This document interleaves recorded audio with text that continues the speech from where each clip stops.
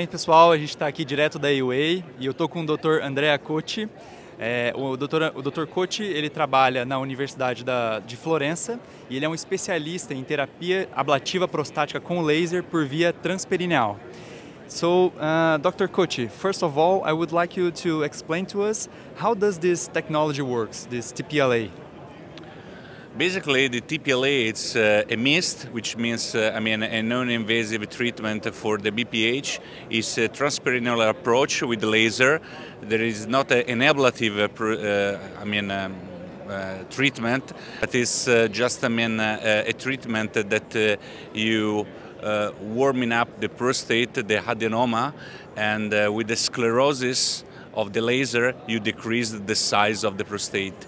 It's like, we can say, it's like the resume, but it's more precise because you have also an echo scan, and so you can see live, real time. It's a real-time procedure. So you put the needle in the correct position, you check the needle with the echo scan, and also you have a specific software to plan the procedure before the start of the treatment. So you see what you are doing before and during the procedure as well.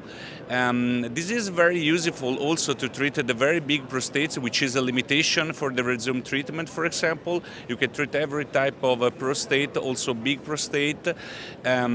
Also, it's a pure outpatient procedure. That means that you can do also outside of the hospital because you don't need any type of video screen, etc.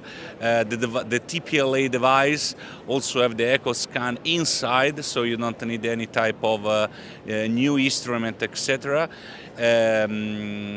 It's very, very useful in patients that also have a catheter because there is a lot of literature in which you can see that you can remove the catheter after the procedure in 2-3 hours after the procedure, which is very useful.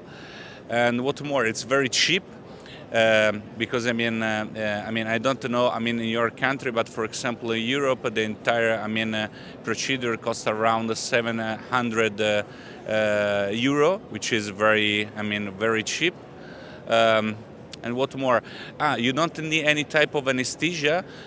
We put a bit of lidocaine on the skin of the patient because the discomfort of the needle went passed through the skin. But if you want, you can also give to the patient some midazolam for conscious to anesthesia, but it's not necessary. And do you think there is any limitations? The only limitation, theoretical limitation, is a very big third lobe, because you can achieve with the needle the third lobe, but it is also a limitation theoretically for the resume, because you can treat the third lobe with the resume, but the results are very pure. So in patient with very big third lobe, maybe you can treat the third lobe surgically and the lobe with the TPLA.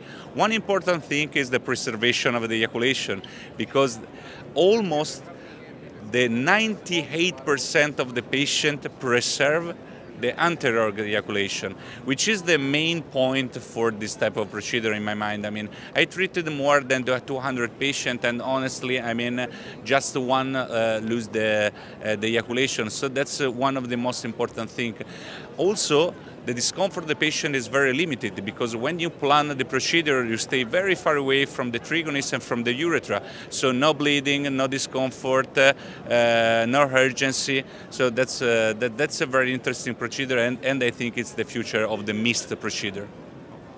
Thank you very much, Dr. Cotti. Thank you.